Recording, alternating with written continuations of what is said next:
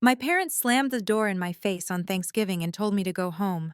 I'm Diana Mitchell, 32 years old, and this is how my family's cruelty became their biggest regret. What you're about to hear isn't just about family rejection, it's about how one phone call turned their celebration into panic, and how the daughter they called a failure held the keys to their entire future. If you're watching this, please subscribe and let me know where you're watching from. It started when I pulled into my parents' driveway at 6 p.m., carrying the pumpkin pie I'd baked from scratch. Mom's favorite recipe, the one she taught me when I was 12. You need to understand something about my place in the Mitchell family. I've always been the disappointing daughter. Not because I'd done anything wrong. I'd never been arrested, never done drugs, never even gotten a speeding ticket. My crime? Being 32, single, and working as an accountant. Such a boring job, Mom would say at every family gathering, her voice dripping with disappointment. Numbers all day. Where's the passion, Diana? Meanwhile, my younger sister, Sarah, she was the golden child. Married at 25 to a dentist, two beautiful kids by 29, living in a 4-bedroom colonial just 3 miles from our parents. She'd post pictures of her perfect family on Facebook, and within minutes, Mom would share them with captions like, "So blessed with my beautiful grandchildren." Every family dinner followed the same script. While Sarah showed off baby photos and talked about her PTA presidency, Mom would turn to me with that look. You know the one. That mixture of pity and frustration that only mothers can perfect. "When will you give us real news, Diana?" she'd ask, as if my promotion to senior accountant meant nothing. As if the fact that I'd just paid off my student loans at 30, 2 years early, was worthless compared to a wedding ring. Dad was no better. He'd talk about Sarah's husband like he was the son he never had, discussing golf scores and investment strategies, while barely acknowledging my presence.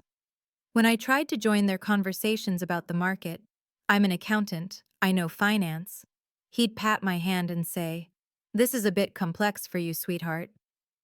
Complex. For the woman who'd been balancing his company's books for free every quarter. The truth was, I'd been holding this family together in ways they refused to see. When Dad's small manufacturing company hit rough waters 2 years ago, who do you think spent her weekends restructuring his debt? When Mom needed surgery and the insurance paperwork became overwhelming, who navigated that nightmare? Me, always me. But Sarah? Sarah sent a get-well card from Florida where she was vacationing, and Mom acted like she'd donated a kidney. "So thoughtful of her to think of me during her family time," Mom had gushed from her hospital bed, while I sat there with dark circles under my eyes from 3 nights of sleeping in that uncomfortable chair. I'd even helped my uncle restructure his restaurant's finances last year, saving him from bankruptcy. At his anniversary party, he thanked his amazing financial advisor, without mentioning that advisor was his niece who'd worked for free. The pattern was always the same. Diana does the work. Sarah gets the credit for existing. Diana pays for Dad's birthday dinner. Sarah gets praised for the handmade card her kids scribbled.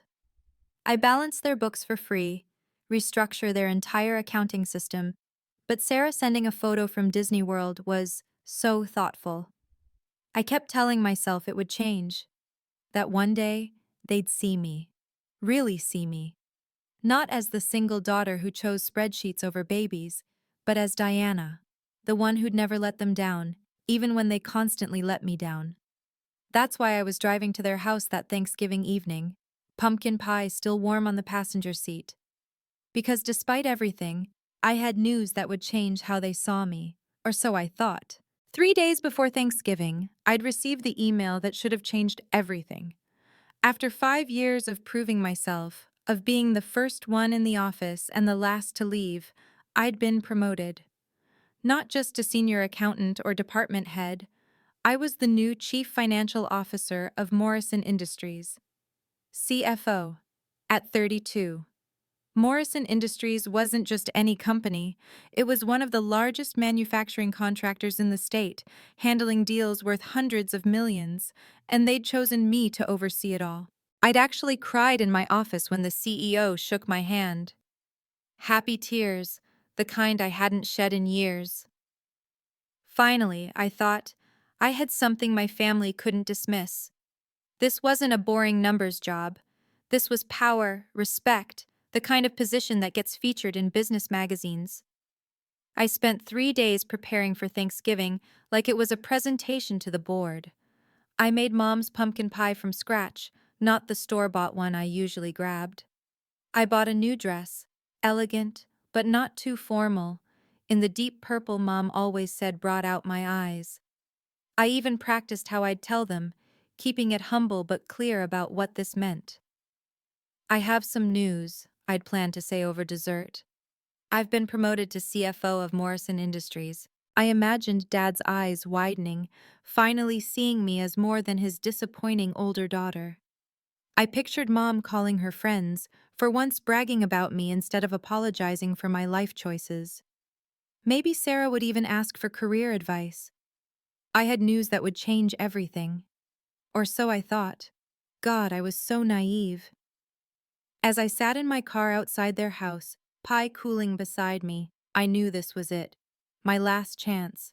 If I walked away tonight without sharing my news, without fighting for my place at that table, I'd disappear from this family completely. I don't mean dramatically, they wouldn't disown me officially, but I'd become the ghost at the edges of family photos, the plus one who might or might not show up, the aunt the kids barely knew. Aunt Diana? Oh, she's around, busy with work, you know. My name would become a footnote in family stories. Sarah's children would grow up knowing every detail about their mother's childhood, but nothing about mine. Family vacations would be planned without considering my schedule. Holiday traditions would evolve without me. But worse than being forgotten by them? I'd lose myself.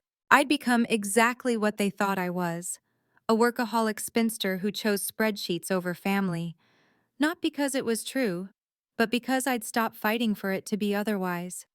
I'd stopped trying to prove I could be successful and be part of this family. I'd just stop. The warm light from their dining room window mocked me. I could see shadows moving inside, heard laughter floating through the November air. They were all there, the family that was supposed to love me unconditionally, gathering for gratitude while I sat outside like a stranger. My phone buzzed.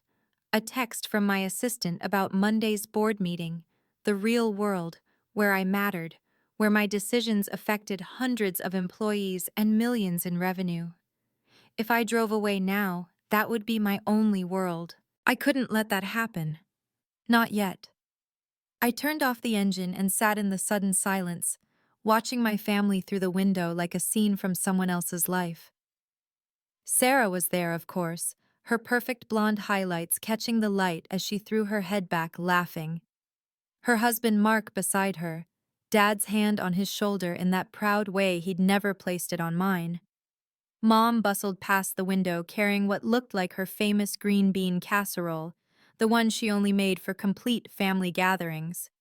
My Aunt Linda was there too, and Uncle Pete, and… Wait, was that Michelle? My stomach dropped. Michelle Rodriguez, my college roommate, my former best friend who I'd introduced to the family years ago. She was sitting at my place at the table, right between Mom and Sarah, wearing the burgundy sweater I'd complimented her on last month. When had they even gotten her number? How long had this been planned? The laughter got louder, and I saw Dad raising his wine glass in some kind of toast. Everyone clinked glasses, even Michelle, comfortable in my spot like she'd always belonged there. My hands trembled as I smoothed down my purple dress, the one Mom loved. I grabbed the pie, still slightly warm, the crust I'd crimped so carefully starting to look less perfect in the porch light. The weight of it felt symbolic somehow, all that effort for people who'd already replaced me at the table. But I had something they didn't know about, something that would change everything. I took a deep breath, walked up the familiar stone path I'd skipped along as a child, and rang the doorbell. The laughter stopped. Then I heard footsteps. The door opened, and there stood my father. His expression went from curious to cold in less than a second, like someone had flipped a switch. He didn't even look at the pie in my hands. "Diana!" Not sweetheart, not honey, just my name, flat and unwelcoming. What are you doing here? It's Thanksgiving, Dad. I'm here for dinner. I tried to keep my voice light, holding up the pie like a peace offering. I made Mom's recipe. He actually stepped forward and pulled the door closer behind him, blocking my view of the hallway. You weren't invited this year. The words hit me like physical blows.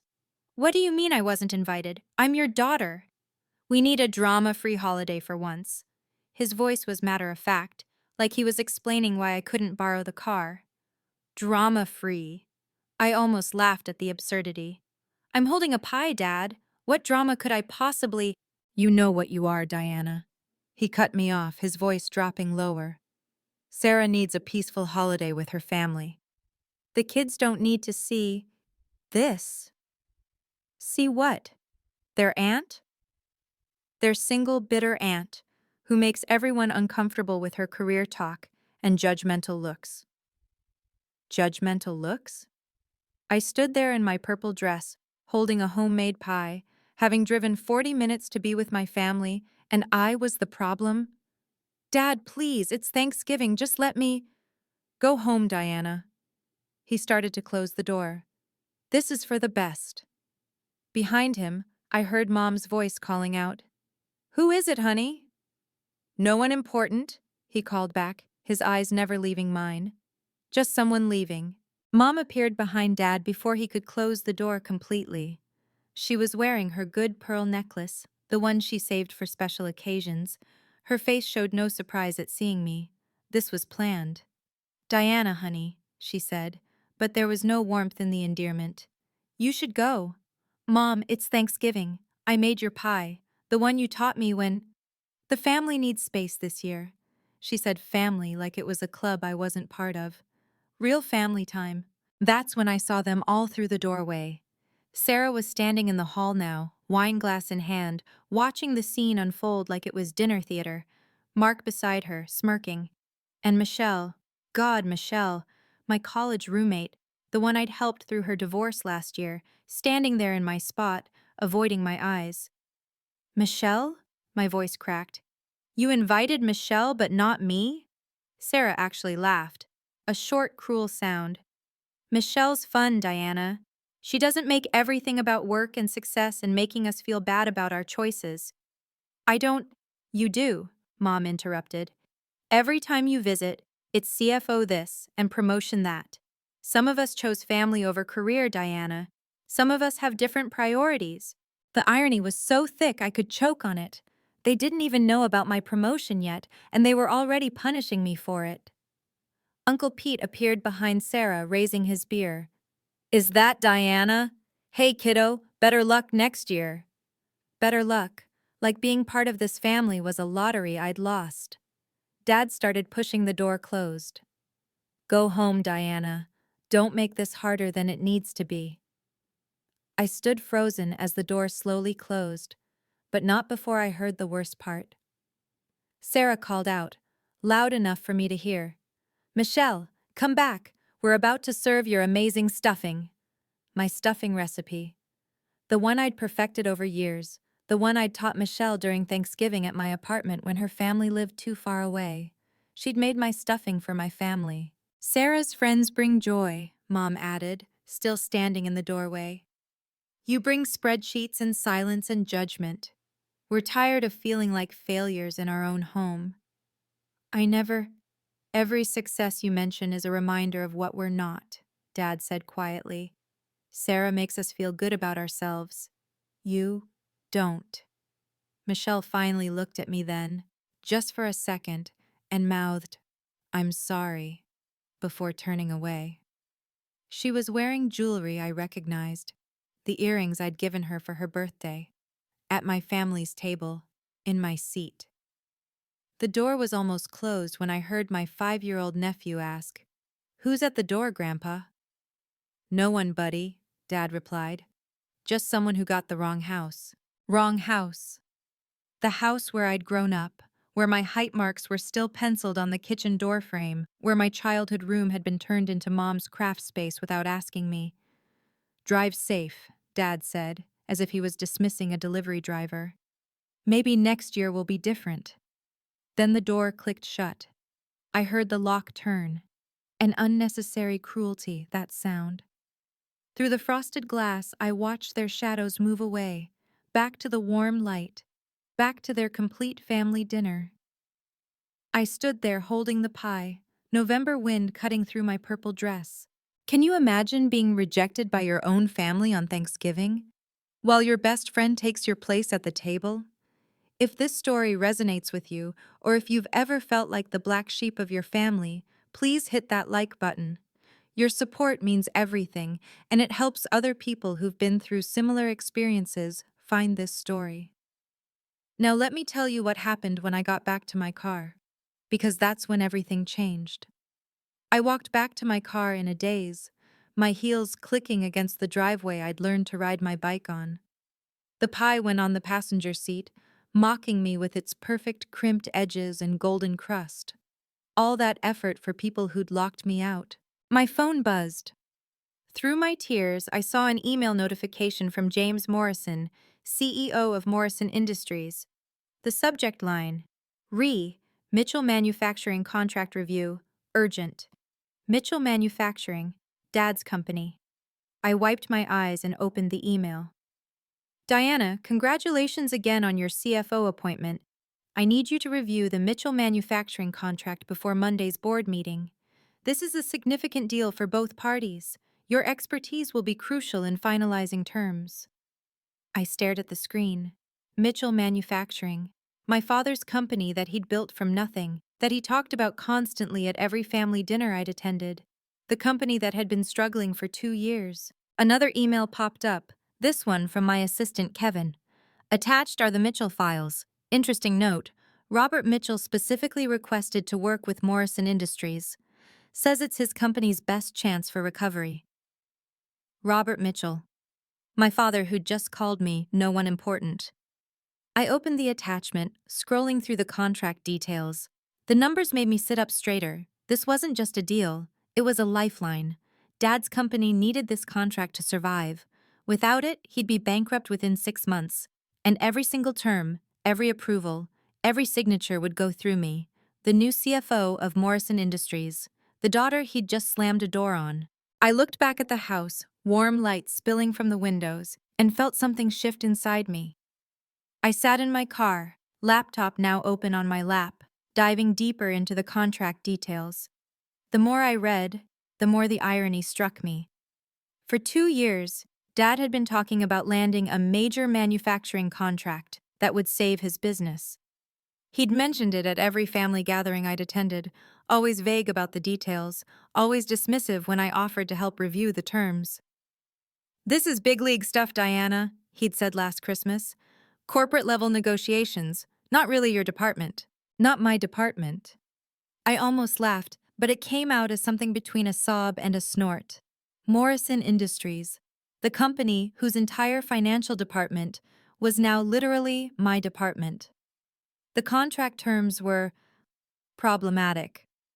Dad was so desperate for this deal that he'd agreed to conditions that would hurt him long-term. Penalty clauses that were too strict. Payment terms that favored Morrison Industries heavily.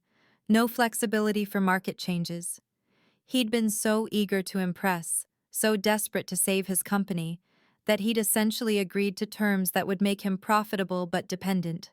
Surviving, but never thriving. It was exactly the kind of contract I'd have flagged immediately. If he'd asked for my help.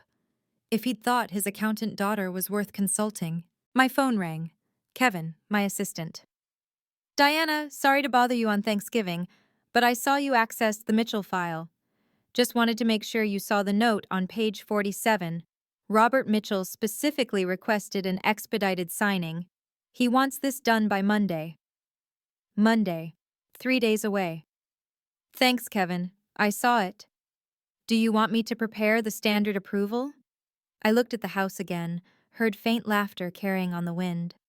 "Not yet. I need to review everything first."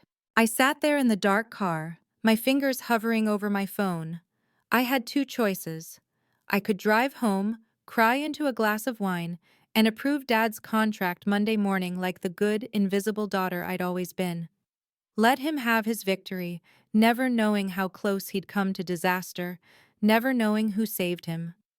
Or I could do my job, my actual job, the one that required me to protect Morrison Industries' interests while ensuring fair terms for our partners. The job that gave me the authority to reject, revise, or restructure any contract that crossed my desk. The CFO's job. I thought about Dad's face when he'd called me no one important, Mom saying I brought nothing but spreadsheets, Sarah laughing at my absence like it was a gift. They wanted me to be nothing? Fine. I'd be nothing. Nothing personal about this at all. I called Kevin back. Hi, Kevin. Yes, I know it's Thanksgiving. My voice was steady now, professional. I need you to do something. Of course. What do you need? Pull up the Mitchell manufacturing file. Full analysis. I want to see their financials for the last 5 years, every contract they've submitted, their credit history, everything. Tonight? Tonight. Bill it as emergency overtime. I'll authorize it. There was a pause. Diana, is everything okay? It's business, Kevin. The contract has serious issues. Mitchell Manufacturing is either desperate or poorly advised. Either way, we need to protect our interests. Understood. I'll have it to you within the hour. I ended the call and started my car.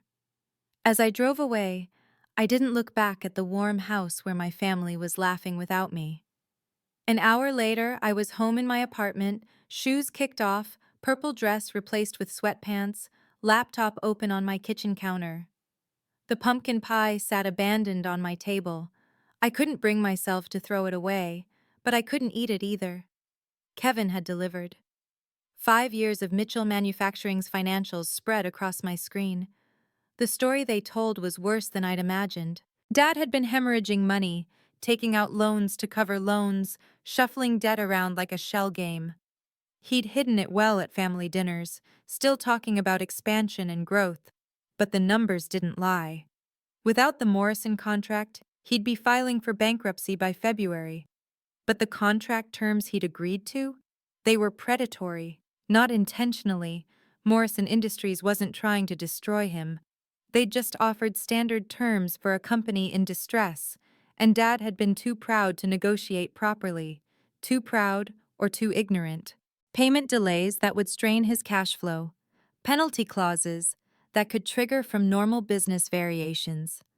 Exclusive supplier agreements that would prevent him from taking other contracts. He'd essentially agreed to become a subsidiary without the protection that relationship would normally provide. I pulled up the contract modification interface. As CFO, I had the authority to flag this for review, to demand renegotiation, to protect both parties from a deal that would ultimately benefit no one. My fingers hesitated over the keyboard. One click and I could tank the deal entirely, make it disappear. Let Dad discover Monday morning that his salvation had evaporated.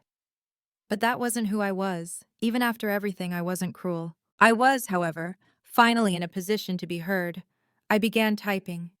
Contract under CFO review. Terms require immediate renegotiation. I spent another 20 minutes documenting every issue with the contract, then called the legal department's emergency line.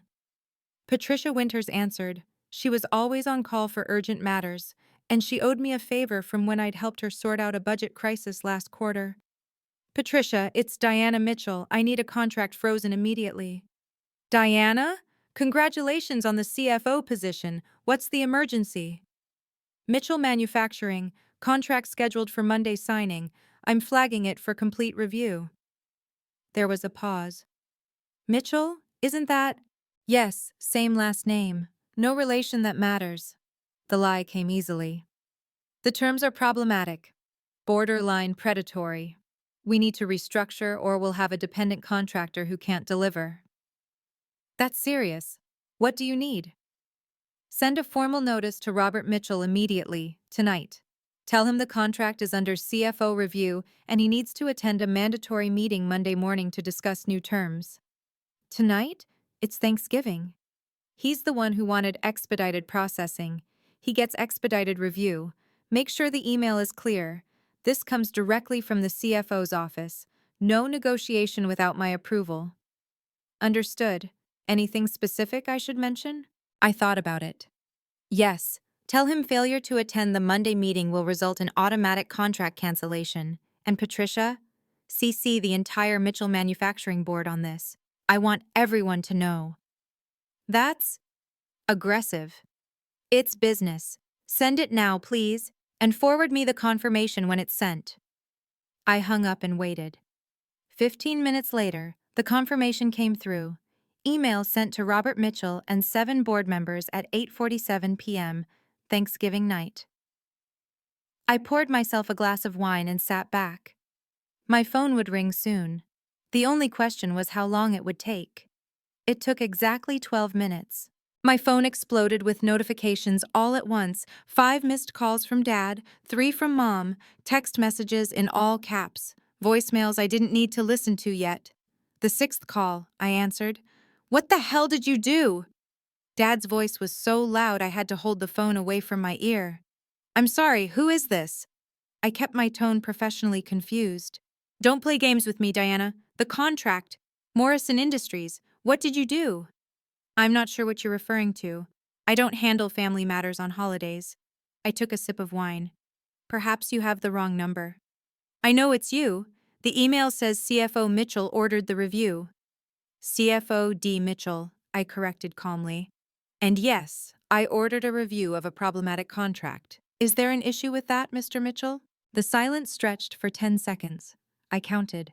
You're the CFO of Morrison Industries?" "As of 3 days ago, yes. Is that relevant to your contract concerns?" I heard muffled voices in the background. Mom's panicked tones, Sarah's sharp questions. The party atmosphere had clearly shifted. "Diana, you can't. This is my company. This deal saves everything." "Which is exactly why the terms need to be renegotiated.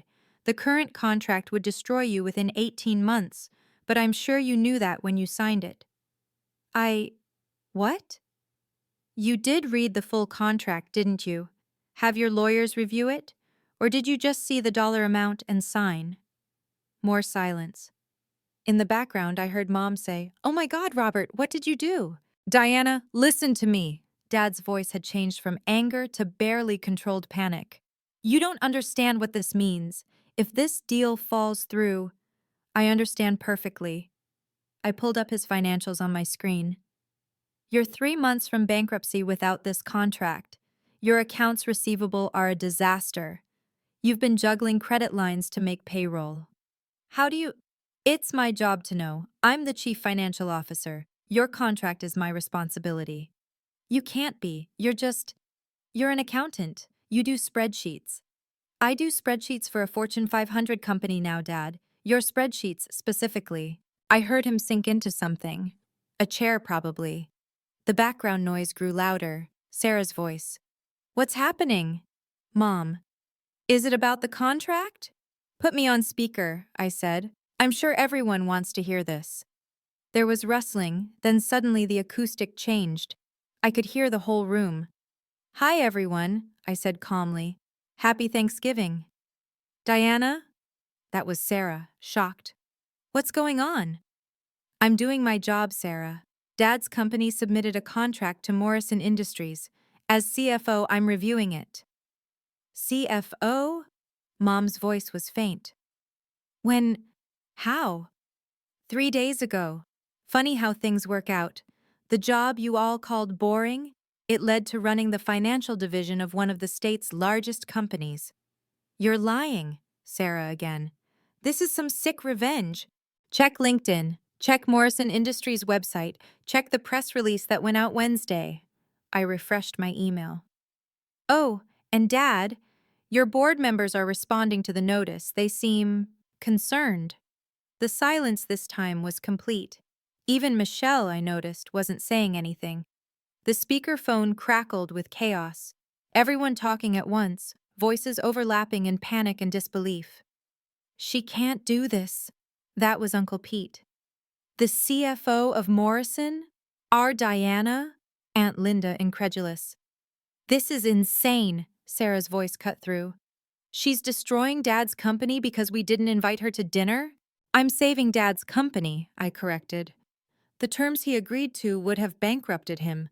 Didn't anyone review this contract, or did you all just assume the boring accountant's input wasn't needed? Diana, sweetheart, Mom started. Don't. My voice stayed level. I'm not your sweetheart. I'm the CFO your husband needs to impress if he wants this deal. I heard Michelle whisper, Oh my God, Diana, I'm so sorry. Michelle, you're at their table. Enjoy it.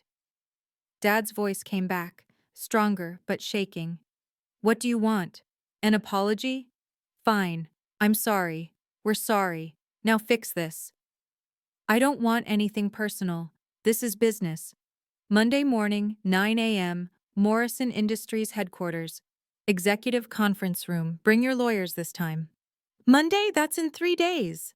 You wanted expedited processing. You've got it. Sarah jumped in. Diana, you can't treat family like this. Family? I laughed, but there was no humor in it. Family doesn't slam doors in faces. Family doesn't call someone no one important to their grandchildren. The room went quiet again. Monday, 9 a.m., I repeated. Don't be late.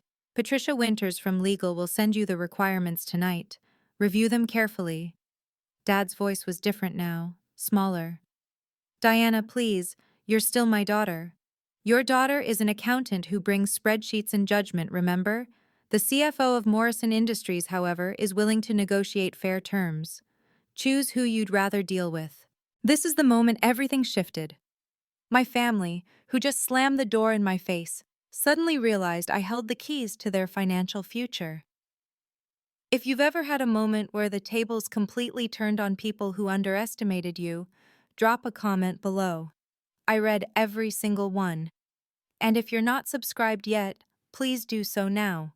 It really helps me share these important stories about standing up for yourself with dignity. Let me tell you what happened next, because the real shock was still coming. Diana, wait! Dad's voice cracked with desperation. Let's talk about this, please. We are talking. Monday at 9. No, I mean really talk. As family. You don't understand what this contract means to me, to all of us. I've put everything into this deal. I know exactly what you put into it, including your house as collateral, apparently. Did Mom know about that? A gasp from Mom. You put up the house? Robert! I had to.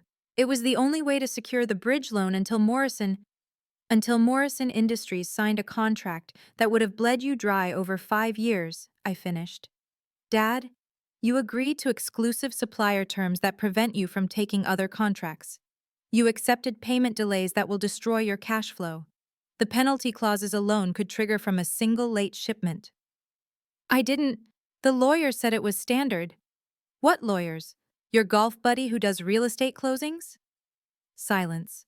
Dad, this is a $40 million contract with a Fortune 500 company, and you treated it like a handshake deal at the country club.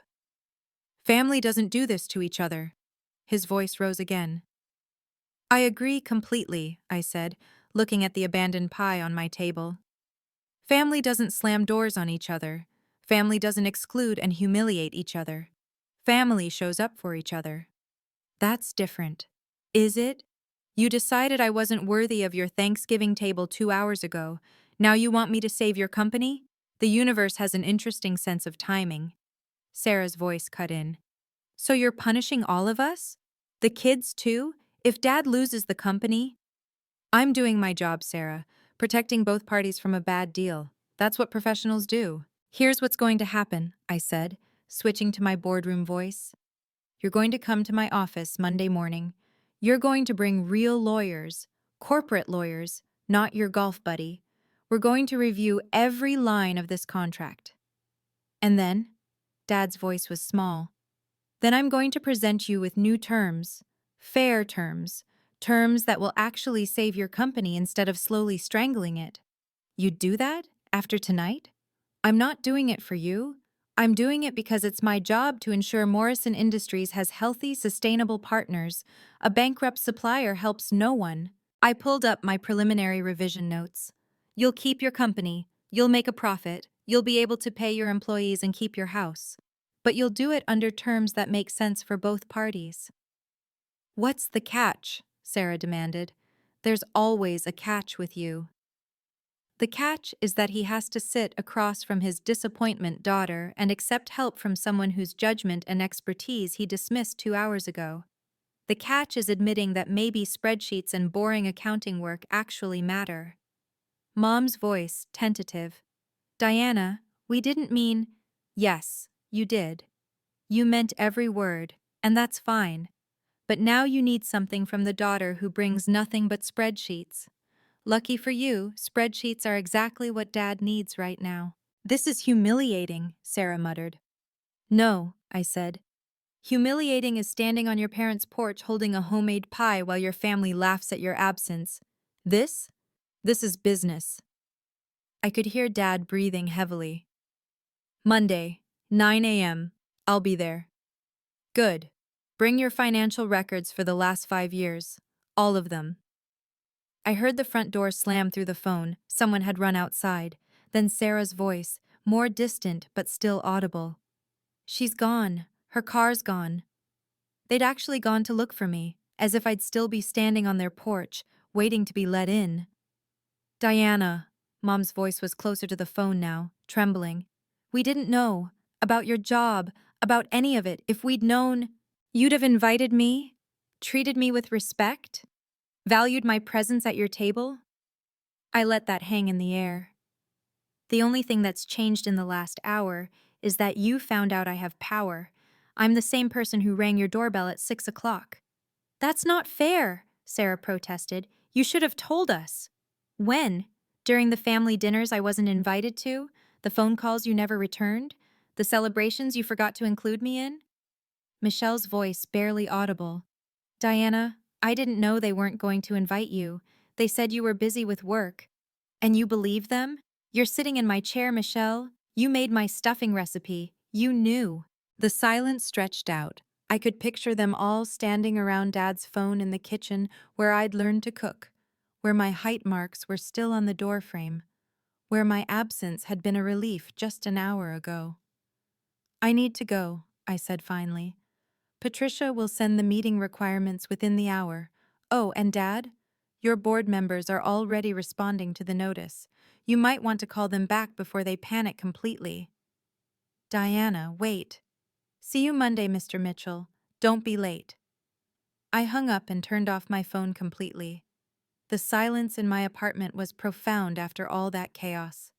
The pie still sat on my table, perfect and untouched, a monument to effort that no one wanted. But I didn't feel sad anymore. I felt clear, like fog lifting off a mountain road, showing the path that had always been there. I opened my laptop and began working on the contract revision. Not because I had to. Patricia and the legal team could handle the basics. But because this was who I was. The one who fixed things. The one who saw problems and solved them. The one who did the work even when no one was watching. Especially when no one was watching. By midnight, I'd outlined new terms that would save Dad's company while protecting Morrison Industries. Payment schedules that matched his cash flow reality. Penalty clauses with reasonable buffers. The exclusive supplier agreement modified to allow him to take on smaller contracts. It was good work, clean, professional, fair. My phone, still off, sat silent on the counter. I knew if I turned it on, there would be dozens of messages. Apologies, probably. Panic, definitely. Maybe even genuine remorse. But none of that mattered tonight. I picked up the pie and walked to my neighbor's door. Mrs. Chen answered in her bathrobe, confused. Happy Thanksgiving, Mrs. Chen. I made an extra pie. Would you like it? Her face lit up. Diana, how thoughtful. My grandchildren will love this. Thoughtful. Such a simple word for such a simple gesture. But for Mrs. Chen, it felt genuine, real. I went back to my apartment, poured another glass of wine, and got back to work. My real family, the numbers that never lied, the spreadsheets that never judged, were waiting. By Monday morning, the entire business community knew something was happening at Mitchell Manufacturing. Dad hadn't been subtle in his panic. He'd called every board member, every investor, every business connection he had, trying to understand how his daughter had become CFO of Morrison Industries without him knowing. The calls had backfired spectacularly. "Robert, you didn't know your own daughter was CFO?" Tom Harrison, his biggest investor, had apparently asked. "The same daughter who's been doing your books for free? If you don't know your daughter's position, what else don't you know?" That was from Jack Murphy, his golf buddy and board member. The local business journal had even picked up the story. Mitchell Manufacturing faces contract review from Morrison Industries' newly appointed CFO. They hadn't connected the family relationship yet, but they would. These things always came out. I arrived at the office at 7 a.m., 2 hours before the meeting. My assistant Kevin was already there. Files prepared, conference room set up. "The Mitchell team is in the lobby," he informed me. "They've been here since 6:30. Let them wait. We start at 9. Your father, Mr. Mitchell, asked if he could speak with you privately before the meeting." "No. This is a professional negotiation. No private conversations." Kevin nodded, but I caught his curious look. He'd figured out the connection, of course. The same last name. The emergency Thanksgiving review. Dad's desperate calls to the office over the weekend that security had reported. "Kevin," I said quietly, "whatever you've figured out, I need you to keep it professional." "Of course, Diana. Though for what it's worth, making them wait is exactly what they deserve. Sometimes the universe sends you the exact ally you need." At exactly 9 a.m., I walked into the executive conference room. Dad was there with 2 lawyers I didn't recognize, actual corporate lawyers this time. He looked like he'd aged 5 years over the weekend. His lucky tie was crooked. "Gentlemen," I nodded, taking my seat at the head of the table. "Thank you for coming." Dad's eyes searched mine for something. Forgiveness, maybe? Or recognition of our relationship? He found neither. "Let's begin," I said, sliding the revised contracts across the table. Page 1, Section A. The original payment terms would have created an impossible cash flow situation for your client. For the next 2 hours, I walked them through every change. Professional, precise, detached. Dad's lawyers took notes frantically, occasionally exchanging impressed glances. These weren't punitive changes. They were improvements that would save the company while protecting Morrison Industries. "The exclusive supplier clause has been modified," I explained. "You can take contracts under $5 million without approval. This gives you flexibility while maintaining our priority status." "This is generous," one lawyer said carefully. "It's practical. A struggling supplier is a liability. These terms ensure stability for both parties." Dad finally spoke. "The penalty clauses, reduced by 60% with a grace period for market-based delays." I didn't look at him, keeping my eyes on the contract. Page 47 has the details. When we reached the final page, the room was quiet. The new contract would save Dad's company. More than that, it would let it grow. "These terms are more favorable than what we hoped for," the senior lawyer admitted. "Morrison Industries believes in sustainable partnerships," I replied. "Do you need time to review with your board?"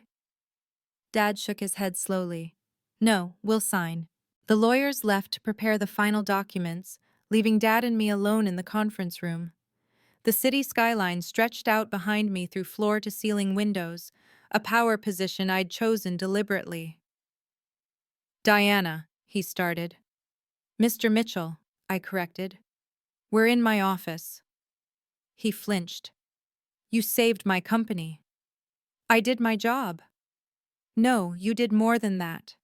These terms, they're better than I deserve, better than the company deserves." I finally looked at him directly. "Yes, they are."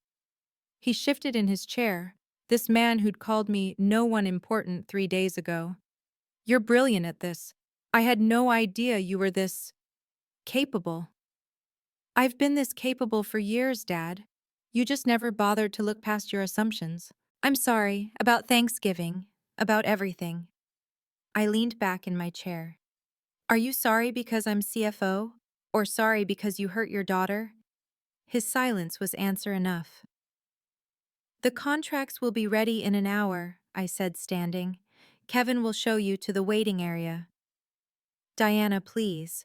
Your mother wants to apologize. Sarah, too. We want to make this right. There's nothing to make right. You showed me exactly where I stand with you. I heard you loud and clear. That's not fair. Fair? I almost smiled. Was it fair when Mom said I brought nothing but spreadsheets? When you told my nephew I was no one? When Sarah laughed at my absence? He stood too, looking older than his 58 years. You're still my daughter. No, I said quietly. I'm the CFO of Morrison Industries. Your daughter wasn't invited to Thanksgiving, remember? I walked to the door, paused. Thank you for your business, Mr. Mitchell. The calls started immediately after Dad left with his signed contract. Mom, Sarah, Michelle, even relatives who hadn't spoken to me in years. I didn't answer any of them. 2 weeks later, Mom showed up at my office. Security called up for permission.